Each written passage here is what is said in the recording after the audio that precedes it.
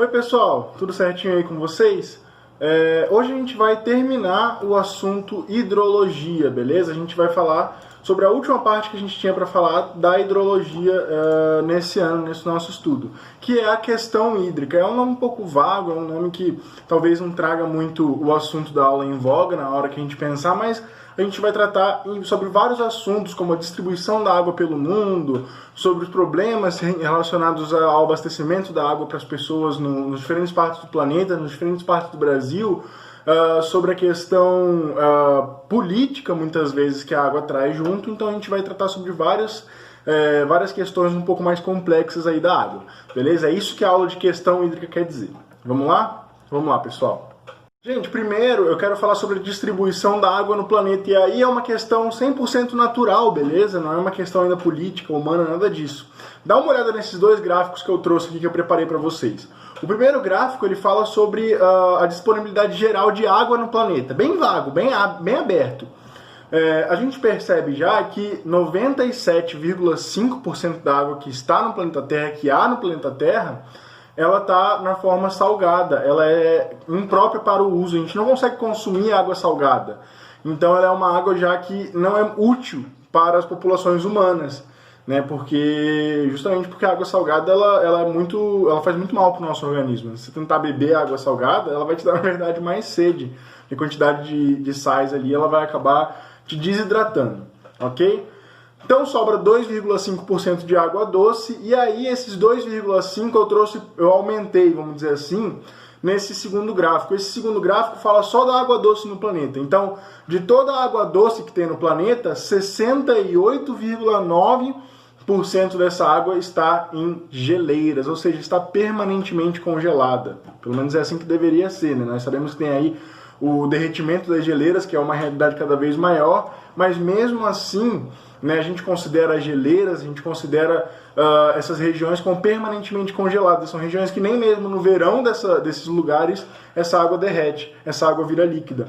Então é uma água que está permanentemente congelada, então a gente não tem como usar também. Como a gente vai usar no nosso uso doméstico, por exemplo, gelo, né? Você pode até usar aí para gelar a sua bebida, seu refrigerante e tudo mais, mas estou falando assim, um uso mais comum mesmo, um uso mais geral, para tomar banho, para escovar o dente, para beber essa água, para lavar roupa, para lavar a louça, para cozinhar.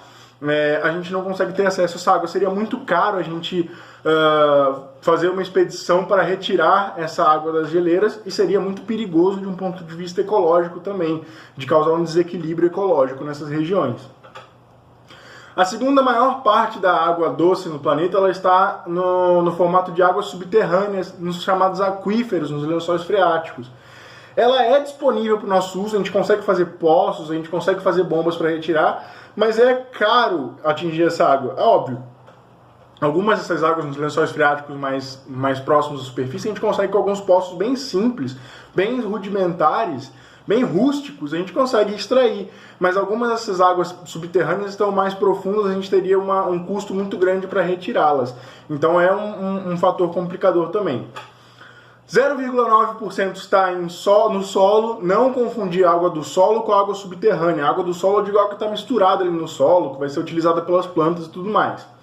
Nos pântanos, em forma da água que traz aquela umidade dos pântanos, na lama e tudo mais, e também na forma das geadas que a gente experimenta aí, principalmente nas regiões mais frias, as geadas que acabam até estragando muitas plantações. Então também não é uma água útil para a gente. A água mais útil, mais acessível, vão ser as águas que estão em rios e mares, que são 0,3% de toda a água doce do mundo está em rios ou lagos, perdão, falei mares. Gente, se a gente pegar essa quantidade de água, esse 0,3 é referente à água doce. Se a gente pegar a quantidade de água que temos em rios e mares referente à água total do planeta, isso daria aproximadamente 0,01% da água em nosso planeta, ou seja, é muito pouco se a gente pegar na comparação com toda a água que nós temos no planeta. Então já é um fator complicador para o acesso à água de todas as populações humanas. Tem pouca, se a gente for observar a água que a gente pode usar em relação a todo o resto, todos os outros tipos de água que nós temos no planeta aí, ok? Então vamos lá falar um pouquinho sobre o estresse hídrico, né? Essa falta de água e os problemas causados por ela. Gente, estresse hídrico é o nome que a gente dá à situação onde há mais demanda do que oferta por água. Ou seja, tem mais gente precisando de água para viver, tem mais gente passando sede, vamos colocar assim, bem simplificado, do que tem água para alimentar essas pessoas, do que tem água para as pessoas usarem no seu dia a dia. Ou seja, falta água. Seja porque no local tem pouca água, seja porque no local até nem tem tanta pouca assim, mas tem muita gente, seja porque essa água ela é má distribuída na região, é uma série de fatores que podem causar o estresse hídrico. O estresse hídrico, então, nada mais nada menos é do que a falta d'água em relação à população de um local. Ok? Ele pode ter, como eu falei, causas naturais, o local é seco, não tem águas, uma região desértica, por exemplo. Pode ter a ver com a má distribuição, então até tem água, mas só uma parte da população tem acesso a essa água. E pode ter a ver também com questões políticas, como por exemplo, no Nordeste brasileiro a gente tem o que a gente chama de indústria da seca, que é o seguinte, alguns políticos, uma classe de políticos que usa a seca como uma indústria de votos ou uma indústria financeira mesmo. Ou seja, para eles é bom que tenha pouca água nessa região, porque a família do político é dona dos caminhões-pipas que vão ser pagos para abastecer a região. Ou então é bom que tenha pouca água, porque quando ele for se eleger, ele vai prometer construir um piscinão, uma cisterna para armazenamento da água da chuva, um reservatório, e aí isso vai dar votos para ele. Então, se esse problema já tivesse sido resolvido, ele não teria como fazer essa promessa de campanha. Então tem questões políticas também que acabam causando estresse hídrico, infelizmente. Eu trouxe alguns mapinhas, gente, para mostrar onde que são os lugares com o estresse hídrico mais evidente no planeta. Então a gente tem ali, o primeiro local que está ali circulado em vermelho é o Chile, né? Nós temos o deserto do Atacama no Chile, então é um lugar que tem realmente a falta d'água como um fator importante, ali por causas naturais. O segundo da localidade é no Nordeste do Brasil, no semiárido nordestino, no sertão do Nordeste brasileiro. E ali são causas naturais, sim, é uma região um pouco chuvosa, mas também são causas políticas, também são causas de má distribuição dessa água. É um pouco mais complicado. A terceira localidade é uma localidade que a gente nem sempre está tão acostumado a ver, que é lá no oeste dos Estados Unidos. No oeste dos Estados Unidos nós temos ali, por exemplo, a região de Las Vegas, que é uma região desértica, é uma região árida dos Estados Unidos. Ali é muito por causas naturais e ali acontece, em alguns lugares, cidades menores, lugares menos favorecidos, a má distribuição afeta esses lugares. Então tem pouca água para eles, a pouca água que tem no ambiente não vai para eles. Porque a pouca água que tem no ambiente está abastecendo cidades como Las Vegas, a cidade turística, a cidade gigante lá, que tem os cassinos e tudo mais, que eles construíram uma cidade turística no meio do deserto. Então a pouca água que tem no local vai abastecer essas regiões mais favorecidas, ok? Então nós temos Las Vegas, a região de Las Vegas, Nevada, nos Estados Unidos, o oeste dos Estados Unidos, muito importante também essa falta d'água. O estresse hídrico na África, eu marquei aí tanto no sul da África quanto no norte da África, é importante a gente diferenciar. No norte da África nós temos o deserto do Saara, uma questão local mesmo, uma questão natural que causa a falta d'água, o estresse hídrico. No sul da África, a África do Sul, principalmente esse país, é um país muito desigual, é um país onde há uma desigualdade social e racial muito grande, né? Não só tem uma desigualdade entre os ricos e os pobres, mas geralmente os ricos, tudo bem, na maior parte do mundo é assim, mas na África do Sul isso é muito evidente. Os ricos são uma elite branca, completamente branca, e os pobres são negros. A maioria da população é pobre e negra na África do Sul, especialmente por causa da questão do apartheid e tudo mais. Isso vocês vão ver com mais clareza em história, né? Não sei se vocês já viram ou se vão ver mais pra frente. Então na África do Sul, no sul da África, é muito pela questão social, da má distribuição. E no norte da África é mais pela questão do deserto mesmo. E ali também pega uma parte do Oriente Médio. Vocês veem ali, né, além do norte da África, tem ali a região das Arábias, né, da Arábia Saudita, dos Emirados Árabes e tudo mais, que também é uma região desértica, ok? E aí, para finalizar, não, que tem mais uma depois.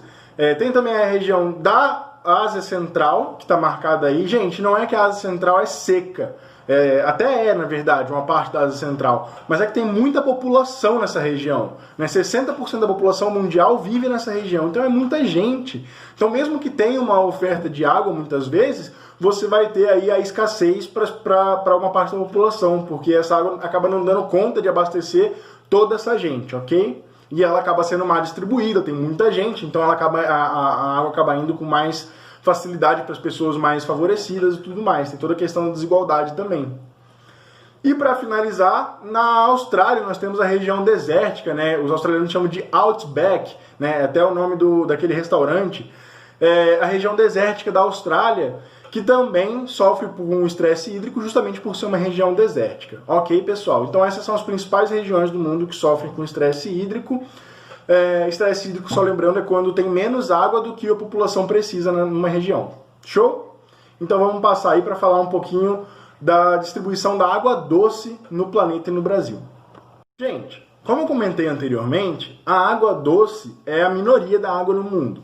A água doce utilizável é uma parte ainda menor, né? A água doce está de fácil acesso para a gente, é uma parte ainda menor da disponibilidade total de água no mundo.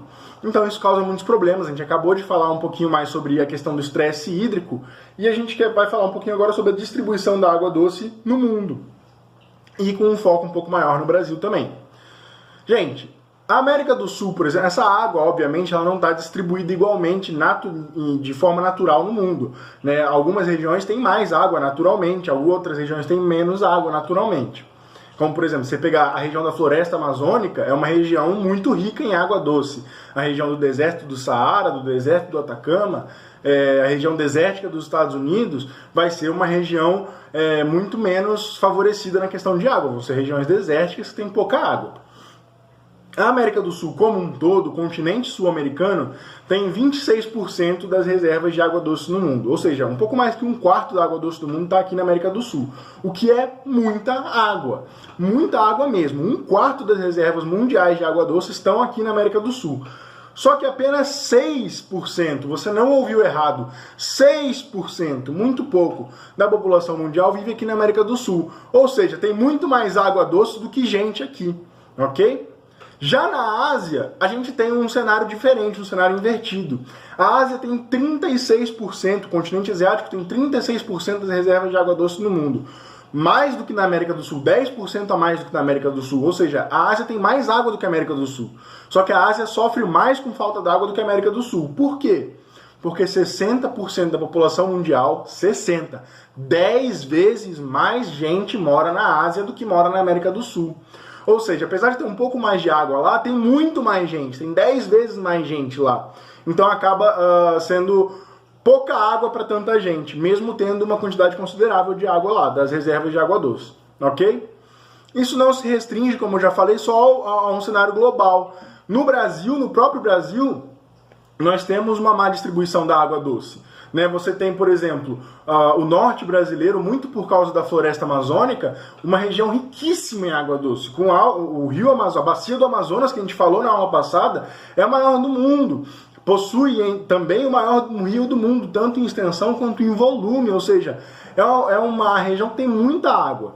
Porém, regiões como o Nordeste brasileiro, e aí eu não estou falando nem só do sertão, mas também a região da Zona da Mata, a região litorânea. O Sudeste brasileiro, a gente experimentou uma crise hídrica recentemente, ali nos anos de 2014, 2015, até 2016 um pouquinho. São regiões menos favorecidas, que têm menos acesso à água. Não que não tenham acesso, tem menos, beleza? Aí você pode pensar, pô, professor, tudo bem, mas assim, beleza, eu até entendo que no mundo é mais difícil, mas dentro do Brasil o governo não podia fazer um transporte dessa água, fazer ali ou por trem, ou por caminhão, que seja, ou então que seja por via de dutos, né? Fazer ali uma tubulação que transportasse a água. Gente, é muito caro fazer isso. A água é um recurso, apesar de ser preciosíssimo, a vida ela não é um recurso tão rentável que o transporte vai se pagar, né? Você fazer o transporte, por exemplo, de gás natural, de petróleo, aquele produto vai ser transportado, é um produto que vai ser caríssimo de ser transportado, mas vai ser caríssimo para ser vendido também, então ele vai se pagar. Essa água ela não pode ser caríssima para ser vendida, porque senão a população não vai ter acesso a essa água. Então essa água ela tem que ser distribuída ou sem custos ou a um preço justo. Senão não vai ter como a população vai continuar sem o acesso a essa água. Então não é viável fazer o transporte da água de um lugar para o outro, porque ia ficar muito caro e aí as pessoas iam continuar sem acesso à água, mesmo ela estando ali. É o acesso financeiro. Beleza? Então tem essa problemática muito grande, pessoal. Ok? A gente já falou um pouquinho sobre a expressão estresse hídrico. Só que eu quero que vocês tenham em mente, eu vou bater de novo nessa tecla, estresse hídrico tem a ver com a quantidade de pessoas precisando de água em relação à quantidade de água presente. A gente também tem a outra situação que é muito parecida, que é a de deficiência hídrica, a escassez de água mesmo. Que aí não tem tanto a ver com a quantidade de pessoas, tem a ver com a quantidade só de água. Tem pouca água numa região, a gente fala que é uma região com deficiência hídrica, uma região que tem pouca água, ponto. Independente se tem muita ou pouca pessoa ali. As principais regiões do planeta que tem deficiência hídrica são o norte da África, ali onde tem o deserto do Saara. Quero que vocês prestem atenção também que, gente, os lugares onde vai ter deficiência hídrica, nós vamos ter também estresse hídrico, porque se tem pouca água, nós vamos ter falta de água para as pessoas ali, falta de abastecimento para as pessoas ali presentes, ok?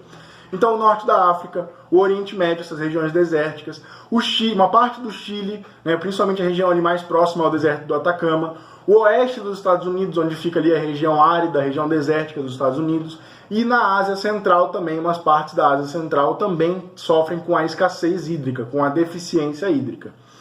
E aí eu queria falar sobre uma técnica que teve muito em voga, até aqui no Brasil se falou um pouco sobre isso ultimamente, e ela já é praticada em alguns lugares do mundo, principalmente em Israel, lá no Oriente Médio, que é a técnica da dessalinização da água, né? Se você parar para pensar, até que tem algum sentido. Você tem muita água salgada no mundo, você pode pegar essa água, se você conseguir tirar o sal dessa água, ela vira uma água doce, ela vira uma água boa para o uso. Qual o problema? Até as técnicas utilizadas para tirar o sal dessa água, para dessalinizar essa água, são técnicas extremamente custosas, extremamente caras. Não é uma coisa assim fácil de se fazer. Temos a técnica, por exemplo, da osmose reversa e tudo mais. Não é uma técnica fácil, não é uma técnica baratinha de fazer. Então, somente os lugares com mais dinheiro, com mais acesso aos recursos financeiros e mais acesso aos recursos tecnológicos, vão conseguir aplicar essa técnica. O que significa, por outro lado também, que se eu apliquei uma técnica muito cara para transformar uma água em útil, vamos falar assim, em potável, essa água transformada, essa água dessalinizada, ela vai ser uma água extremamente cara também.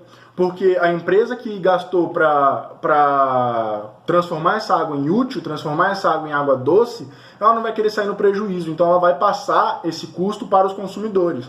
Ou seja, mesmo que você aplique essa técnica, essa água não vai ser de fácil acesso para as populações menos favorecidas. Então não é uma técnica atualmente, hoje, 2020, válida, justamente pelos altos custos, beleza, pessoal? Então quando vocês virem falando de dessalinização, fiquem com o pé atrás. É um pouco perigoso a gente falar sobre isso, pelo menos ainda hoje em dia, porque a gente não conhece técnicas de baixo custo para dessalinizar a água dos oceanos, ok? Beleza, gente. E agora que a gente falou um pouquinho sobre a crise hídrica, estresse hídrico, escassez hídrica no mundo, eu queria falar um pouquinho sobre a crise da água, falta de água no Sudeste, que ali, como eu falei, nos anos entre 2014 e 2016, foi uma realidade muito grande, muito presente, muito assustadora, e até hoje é um fantasma que nos segue aqui na região sudeste do nosso país. Gente, primeiro ponto que eu queria falar, eu já falei isso em aulas anteriores, é a questão dos rios voadores. O que é um rio voador? É aquela massa de ar úmido que sai da floresta amazônica, bate nos Andes e volta para o interior do continente e faz chover tanto no sul, sudeste, centro-oeste do Brasil, quanto em outras regiões da América do Sul. Quanto mais a gente desmata a Amazônia, né, principalmente nos últimos anos a Amazônia vem sofrendo um desmatamento cada vez mais acelerado. Então quanto mais a gente desmata a Amazônia, menos umidade esses rios voadores vão carregar. Quanto menos umidade os rios voadores carregam, menos chove e aí mais falta d'água a gente vai ter nas regiões centro-oeste, sul, sudeste do nosso país, mas também em outras regiões do continente sul-americano, ok? Outros problemas relacionados à crise hídrica no Sudeste. Consumo exagerado, ou seja, pessoas que no seu dia a dia mesmo, no consumo doméstico, no consumo urbano comum, utilizam muita água mais do que o necessário, então isso tem a ver com... parece bobo, mas tem a ver com escovar o dente com torneira aberta, deixar a torneira pingando, vazamentos domésticos e tudo mais. Então, o consumo doméstico exagerado ele também é um problema, só que aí eu quero falar uma coisa para vocês, eu trouxe um gráfico que daqui a pouco eu vou mostrar, beleza? Que é o seguinte, o consumo doméstico ele é apenas 10% de todo o consumo de água doce que nós temos. Né? Todo o resto, 20% e os outros 70%, 20% vem da indústria e os outros 70% vem da agropecuária. Então, assim, quando você vê aquelas campanhas na televisão, no rádio, no jornal, falando economize água, não lave a calçada, escove o dente com a torneira fechada, conserte vazamentos de água na sua casa, isso é super válido. Não tem um motivo, simplesmente nenhum motivo válido para a gente desperdiçar água. Porque, como eu já falei, a água doce utilizável no mundo, ela é uma parcela pequena da água que nós temos em todo o planeta. Então a gente tem que cuidar muito bem disso. Além disso, ele é um recurso essencial à vida. Sem água não há vida, ok? Então nós, no nosso consumo do dia a dia, no nosso consumo doméstico, a gente tem que fazer a nossa parte, tentar diminuir o nosso consumo direto. Né? Então, com todas as questões que eu já comentei. Mas a gente também tem que pressionar por políticas públicas que forcem tanto a indústria quanto o agronegócio a diminuírem o seu consumo. A gente já vai chegar lá a falar um pouquinho sobre isso, beleza? Como que isso seria feito. Outras questões importantes são a poluição, ou seja, eu não posso usar a água do rio Tietê, por exemplo, porque a água do rio Tietê é extremamente suja, é extremamente poluída, é um esgoto a céu aberto. Eu não vou querer tomar banho com aquela água. Tratar aquela água para ser utilizável seria uma coisa inviável, não é possível. Quer dizer, até poderia ser possível, mas não é uma coisa viável, não é uma coisa que seria praticável, vamos dizer assim, ok? Então a poluição acaba inutilizando alguns corpos d'água que a gente poderia estar usando para se abastecer. A rede de distribuição urbana ela é muito problemática, ela tem uma série de vazamentos, ela tem uma série de problemas aí, em que uma boa parte da água que sai dos reservatórios para abastecer as casas, a cidade, ela acaba se perdendo no meio do caminho. Então a rede de distribuição ela é extremamente problemática, é antiga, ela não passa por reformas constantes suficientes. E em São Paulo, especialmente, nós temos uma dependência muito grande do sistema Cantareira, aquele sistema de represas que nós temos em São Paulo, que ficou muito famoso na época da crise hídrica, né, especialmente ali, como eu falei, entre os anos 2014 e 2016. E nós usamos praticamente só a água daquele sistema Cantareira. Por quê? Especialmente porque os rios da nossa região estão extremamente poluídos. Né? Especialmente a capital, São Paulo, brinca de usar o rio Tietê como pinico, como o seu esgoto particular ali, e aí acaba que nós não conseguimos usar esse rio para nos abastecer, ok? Então uma coisa está bem ligada à outra, tanto a poluição dos corpos hídricos, quanto a dependência de alguns sistemas específicos, como em São Paulo o sistema Cantareira. Show, pessoal? Então vamos falar um pouquinho sobre a poluição das águas em especial.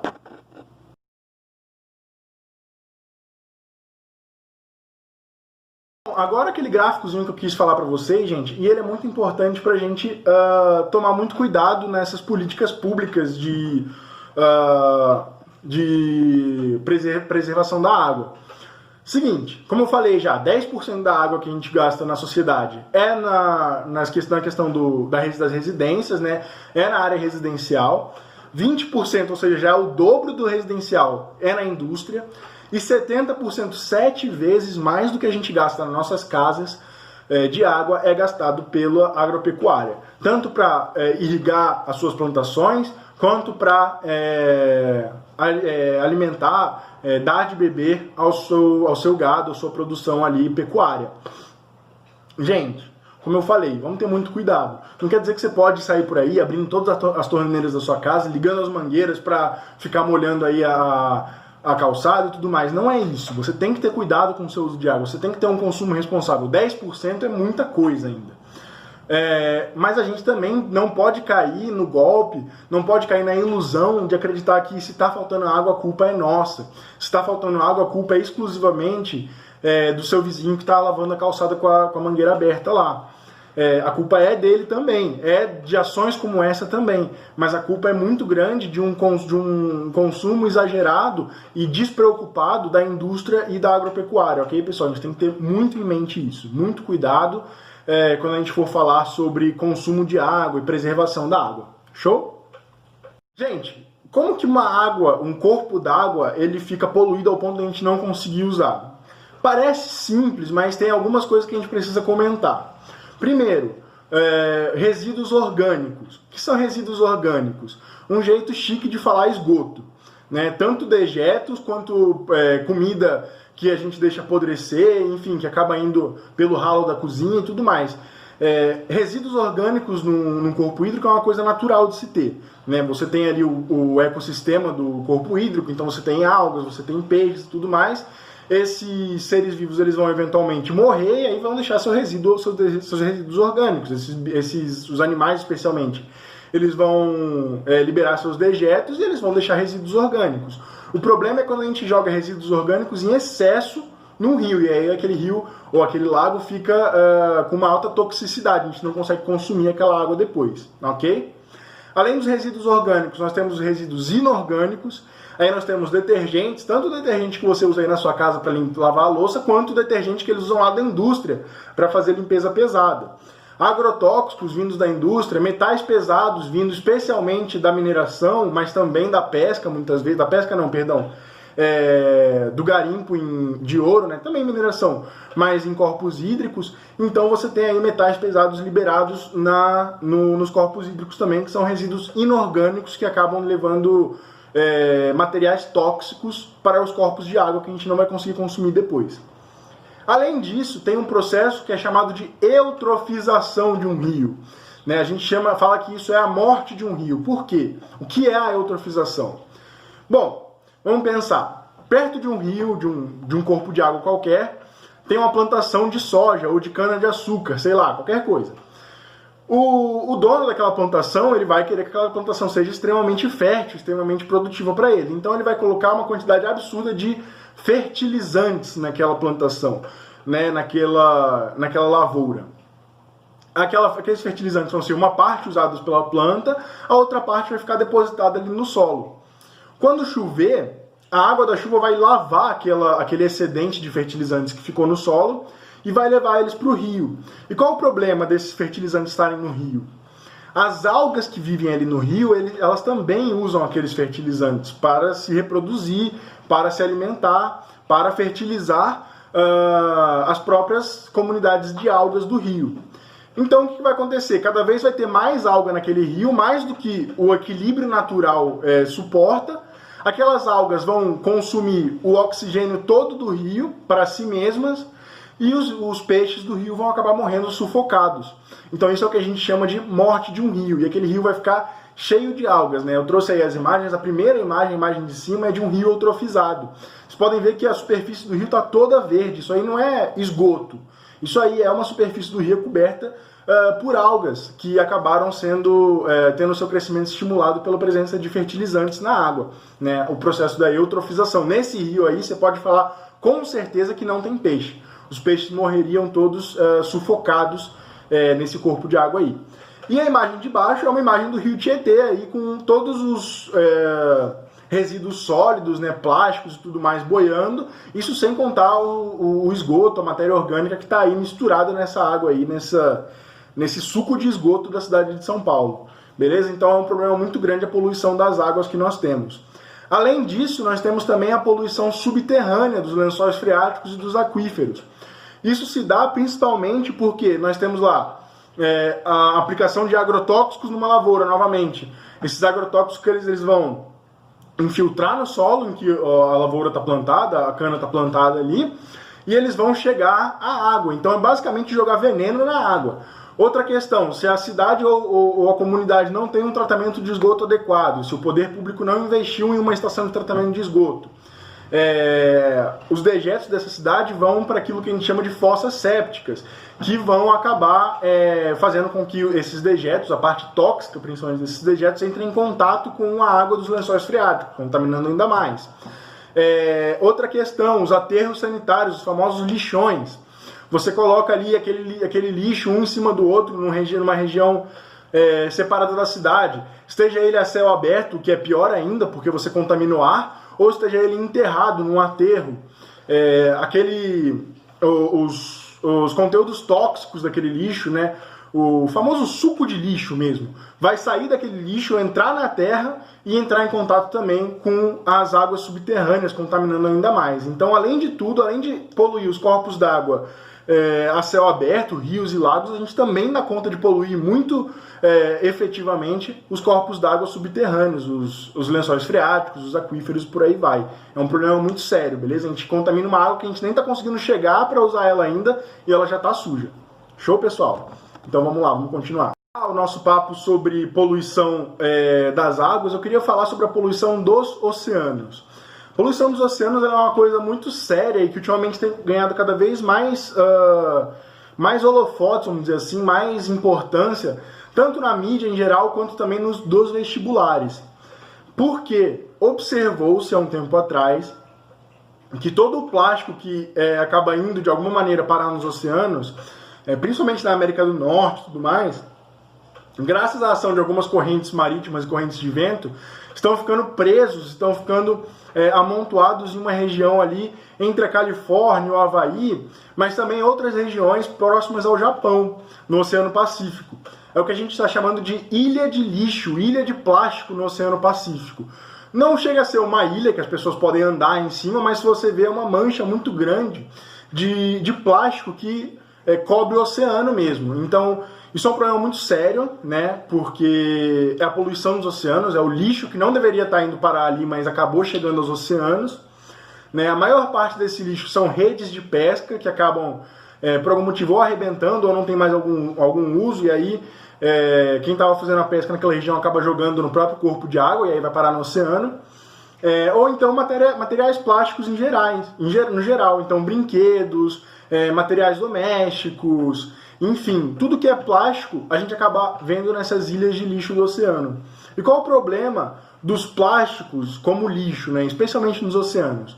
O plástico ele não vai se decompor, o plástico ele não vai sofrer aquele processo de apodrecimento e entrar num ciclo, igual o nitrogênio, igual o carbono, igual a água tem seu ciclo, apesar da água não ser um ciclo químico, né, ele é um ciclo muito mais físico da água que evapora e chove, enfim. Mas todos esses elementos eles têm seu ciclo de reaproveitamento, de reciclagem no mundo, né, no ambiente natural. O plástico ele não entra em nenhum desses ciclos. O plástico ele fica ali indefinidamente. E esse plástico ele pode acabar sendo consumido como comida, ser confundido como comida por algumas espécies animais que vão morrer ao comer esse plástico, porque o plástico ele não vai ser digerido, então ele não vai ser eliminado, ele vai acabar se acumulando no corpo dessas espécies, e as espécies não vão estar tirando nutrientes desse plástico, mas não vão ter espaço para se alimentar de outras coisas, né, de comida mesmo. Então essas espécies vão acabar morrendo de fome, mesmo tendo a barriga cheia, vamos dizer assim, só que de plástico. E outro problema que nos atinge, quanto seres humanos, é o problema dos microplásticos. Pensa, eu joguei lá uma garrafa PET no lixo, de alguma maneira ela foi parar no oceano. Ela não vai continuar como garrafa PET. Ela vai acabar se quebrando, fisicamente mesmo, quebrando em pedaços cada vez menores, até chegar a hora que ela vai ser um microplástico, que é invisível ao olho nu. Esse microplástico ele vai entrar na cadeia alimentar. Então, o plâncton vai acabar entrando em contato com esse microplástico, os peixes pequenos vão comer o plâncton, que são comidos, e aí são comidos pelos peixes grandes, e aí, enfim, até que chegam à mesa do humano, chegam à alimentação humana. E a gente vai consumir uma quantidade absurda desses microplásticos indiretamente, de todos os animais que acabaram consumindo ele ao longo da vida, e nós estamos comendo aquele animal. E esses microplásticos eles são extremamente nocivos à nossa saúde. Há estudos que dizem que eles podem ter danos cerebrais no nosso corpo, no corpo humano. Então nós estamos cada vez mais entupindo nosso corpo mais com esses microplásticos, que nós não conseguimos ver, então nós não conseguimos pegar e separar ali na hora de pescar o peixe. E cada vez mais estamos jogando mais plástico nos oceanos. Esse plástico vai se quebrando em partículas cada vez menores, virando microplástico. Então, resumo da ópera, cada vez nós estamos envenenando mais o oceano e, por consequência, estamos envenenando mais a nós mesmos. Então, os microplásticos eles são um problema muito sério no meio ambiente, principalmente na questão da poluição oceânica. Beleza, pessoal? Então, vamos lá falar um pouquinho sobre água virtual. Show? A água virtual é um conceito que é relativamente novo, é um conceito que está cada vez ganhando mais holofotes, mais vitrine aí. Você provavelmente, se você tem uma vida ativa aí nas redes sociais, no Facebook e tudo mais, você provavelmente já viu alguns posts, alguém falando um pouco sobre isso, e agora eu vou explicar exatamente o que é água virtual e qual é o seu impacto na nossa vida. Água virtual nada mais nada menos é do que a quantidade de água que eu uso para produzir algum produto, para produzir alguma coisa. Então, assim, é a quantidade de água que eu uso em toda a cadeia produtiva daquele produto, ok? A gente chama de virtual porque ela não está no produto. Então, eu vou falar, por exemplo, da água que eu uso para produzir um bife. O bife não vem molhado, não vem encharcado, né? Mas eu usei aquela água para produzir aquele bife. Ou uma calça jeans, por exemplo, ok? Então, ela é virtual porque ela não é real, vamos dizer assim. Eu não vejo ela no produto final, mas ela já foi usada no processo produtivo. E é o nosso consumo de água indireto. Eu queria falar um pouquinho sobre essa tabela, esse gráficozinho que eu trouxe aí para vocês. Quando eu tomo um copo de cerveja, em média, aquele copo levou 75 litros de água para ser produzido. Desde a plantação lá da cevada, até o tratamento, a produção da cerveja, a água que vai na própria cerveja para produzir ela, são 75 litros por cada copo. É muito? É, mas vamos ver. 1 quilo de pão que eu vou comer lá de manhã, tomar um café da manhã. Foram 1.600 litros de água para produzir 1 quilo de pão. A cerveja ela é úmida, né? Úmida não, ela é líquida, né? Então é mais fácil a gente ver isso. Mas 1 quilo de pão, o pão é seco, né? O pão ele não vem encharcado. Se você molhar um pão, você estragou seu pão. Ou tem gente que gosta de molhar no café, mas aí é outra história, né, gente? Mas o pão ele vem seco da padaria quando eu compro. Como que são 1.600 litros para produzir 1 quilo de pão? Porque eu tenho que plantar aquele trigo, regar aquele trigo, aí tem todo o processo da colheita do trigo, transporte do trigo, tudo isso acaba gastando um pouco mais de água em cada processo desses. Principalmente na questão do pão, na plantação e irrigação do trigo, ok?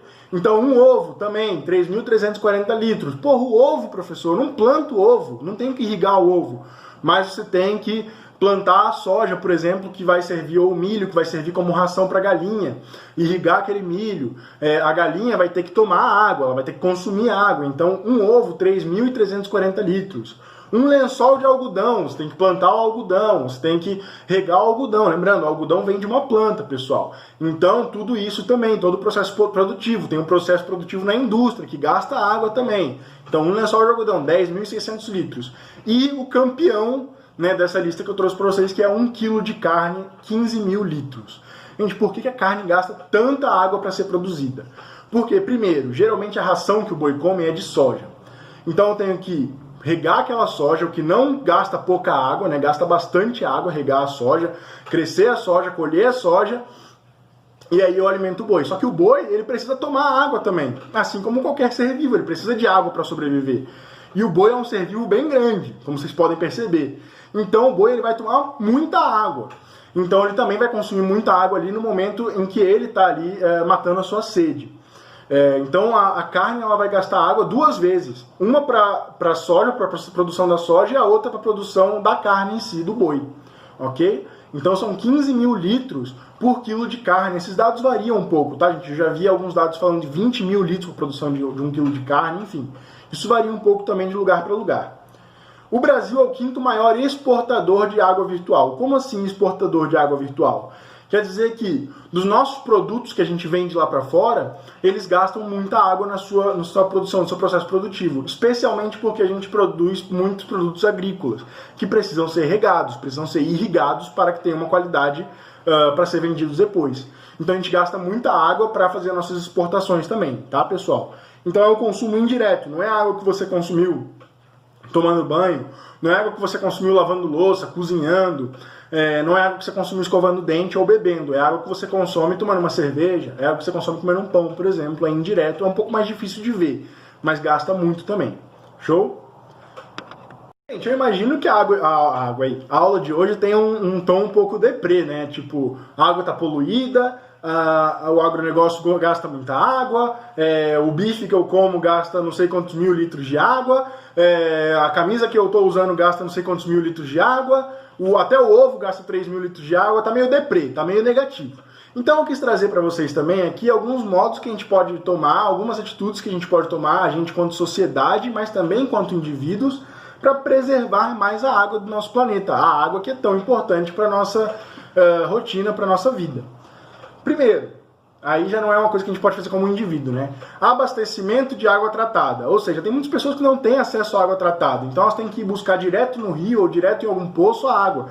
E aí tem um problema, essa água nem sempre ela vai estar boa para o consumo, 100% boa. Não só por causa de toda a questão da poluição, mas às vezes só por causa da questão da matéria orgânica que tem naturalmente naquela água. Né? Você basicamente está comendo xixi e cocô de peixe. Entendeu? Então, em alguns rios, em alguns lugares, ela não vai ser própria para o consumo direto ali do rio. Então, abastecer mais pessoas com água tratada já seria um grande passo para resolver o problema de falta de água no nosso planeta. Outra questão, tratamento de esgoto. Gente, isso vai principalmente para Bauru, não para vocês de Bauru, né? Vocês não têm culpa disso. Mas para o poder público de Bauru, para São Paulo também, para a capital. A gente não pode mais usar os nossos rios como pinico. A gente não pode mais usar os nossos corpos hídricos como um grande vaso sanitário. A gente precisa tratar o esgoto antes que ele chegue aos corpos hídricos. Então, a água que sai da sua privada, a água que sai da sua pia, ela não pode ir direto para um corpo hídrico, para um rio. Não pode ir direto parar num aquífero, qualquer coisa desse tipo. Essa água deveria passar por uma estação de tratamento primeiro, para ela ser limpa e só então a água limpa, a água tratada ser jogada no rio. Porque daí você continua conseguindo usar aquele rio, porque tudo que você está jogando ali é água limpa, não tem problema, não está sujando mais. Ok? Só que tem um problema, e aí é um problema não só brasileiro, mas um problema mundial. Apenas 40%, ou seja, menos da metade da população mundial, tem acesso ao abastecimento de água tratada e ao tratamento de esgoto. E se você está aí pensando que você tem acesso em Bauru, você não tem. Bauru não trata o seu esgoto. Bauru está entre as piores cidades do Brasil na questão de tratamento do esgoto, que é uma vergonha para Bauru. Bauru é uma cidade que não enfrenta tantas dificuldades como, por exemplo, outras cidades no interior do Nordeste, por exemplo, ou no interior do Norte, enfrentam dificuldades urbanas, dificuldades inclusive de recursos financeiros para o poder público agir. Mesmo assim, não existe uma estação de tratamento de esgoto em Bauru. Você não tem a água o esgoto que você produz em Bauru, ele provavelmente é descartado de maneira inadequada. Né? Bauru é uma vergonha nesse sentido. Então você, provavelmente está assistindo aí de Bauru, você faz parte dos 60% que não tem acesso à água tratada e ao esgoto. A água tratada você até tem, mas ao esgoto não, beleza? Você tem que ter melhorias na rede de abastecimentos, é um jeito muito eficiente de preservar a água no planeta, porque se você tem uma rede de abastecimento que tem vazamentos, que tem furos, você precisa passar muito mais água ali para chegar a alguma coisa aos seus destinatários finais. Então você acaba gastando mais do que você precisava. Então, a gente deveria investir em obras que melhorem a tubulação de distribuição de água, a tubulação de abastecimento de água. E por que isso não acontece? Se é um problema tão aí na cara, que especialmente o estado de São Paulo sofreu tanto com isso, é um trauma para o estado de São Paulo, por que o poder público não está agindo nisso tanto? Aí é muito triste que eu vou falar agora de novo, tá, pessoal? Mas é porque não dá voto. Você fazer ali uma nova tubulação de água vai causar uma dor de cabeça para a população, que vai estar quebrando ali a cidade, vai estar quebrando as ruas da cidade para trocar a tubulação, vai gastar muito dinheiro, vai trazer uma melhoria de qualidade de vida sim, só que não vai ser uma obra visível, não vai ser como, por exemplo, construir um edifício, não vai ser, por exemplo, como fazer uma obra numa avenida ou numa estrada. Em Bauru a gente está vendo, tem uma obra na Marechal Rondon, uma obra grande, inclusive, acontecendo aí na Marechal Rondon. Não são obras que deixam um legado visível, vão ser obras que vão ficar alguns tubos novos embaixo da terra, ninguém vai ver. As pessoas, teoricamente, iriam esquecer muito rápido, então os políticos acham que é um custo muito grande que não vai dar um retorno para eles. Além do mais, é uma obra muito demorada. Então é uma coisa que um prefeito ou um governador teria que começar no mandato dele para terminar em outro mandato. E para ele não é interessante algo que vai ser de longo prazo. Ele quer algo que vai favorecer a imagem dele, vai favorecer o capital político dele. Então acaba que eles não investem tanto nessa melhoria em redes de abastecimento, ok? Então é muito complicado isso também. A gente precisa começar a pressionar mais o poder público por obras desse tipo. Outro ponto, melhoria nas técnicas de irrigação. Gente, no Brasil especialmente, que nós temos uma quantidade grande de água doce, as lavouras elas irrigam de qualquer jeito, elas simplesmente jogam água para cima e tomara que caia em cima da minha plantação. Para você fazer isso não é uma irrigação inteligente, então você tem que jogar muita água para cima para ter chance de cair bastante água em toda a sua plantação. A gente teria técnicas como gotejamento, outras técnicas mais avançadas que são um pouco mais caras de serem aplicadas, mas que gastariam muito menos água e, portanto, contribuiriam para diminuir o problema da crise hídrica e contribuiriam para diminuir o problema do agronegócio usando tanta água no nosso país. Beleza? Então as técnicas de irrigação são muito... não são inteligentes que a gente usa no nosso país. A gente precisaria de técnicas de irrigação mais inteligentes. Água nas indústrias e também na agropecuária ela poderia ser reusada. Então eu usei a água na indústria para dissolver alguma coisa, eu posso tratar essa água e reutilizar. Eu usei a água na indústria para fazer a limpeza de algum equipamento, eu posso tratar essa água e reutilizar. Mas não, hoje o que a indústria faz? Despeja como esgoto. E muitas vezes despeja como esgoto em mar aberto, ou despeja como esgoto direto num rio, sem nenhum tipo de tratamento, que é pior ainda. Não só eles estão usando muita água, como eles estão poluindo os corpos de água próximos a eles. Destinação adequada do lixo. Nada de aterro sanitário mais, nada de lixão. Vamos procurar maneiras mais efetivas de destinar o nosso lixo, para que não contamine os corpos de água próximos ao lugar onde o lixo vai estar sendo depositado. E também a construção de cisternas em lugares que sofrem com estresse hídrico. O que é uma cisterna? É um reservatório muito grande que vai armazenar águas da chuva. Gente, um lugar que falta água, quando chove, não tem sentido você ver lá a água secando quando bate no chão. Não tem sentido você ver a água fazendo um córregozinho e indo embora na rua. Você deveria estar construindo várias cisternas, vários reservatórios para que essa água que está chovendo raramente, em poucas partes do ano, seja armazenada e seja utilizada mais tarde, quando estiver faltando. Ok? Então é uma estratégia também muito inteligente, que deveria ser mais utilizada não só no nosso país, mas em todo o mundo onde nós temos situações de estresse hídrico. Show? Então aí alguns tópicos que poderiam ser soluções para os problemas hídricos que nós temos no Brasil e no mundo. Show, pessoal? Para a gente terminar num astral um pouco mais alto e não achar que é um problema sem solução. Agora vamos fazer o exercíciozinho que eu trouxe pra gente, para fechar a aula de hoje e fechar o assunto hidrologia de vez também. Falou, pessoal? Vamos lá, então.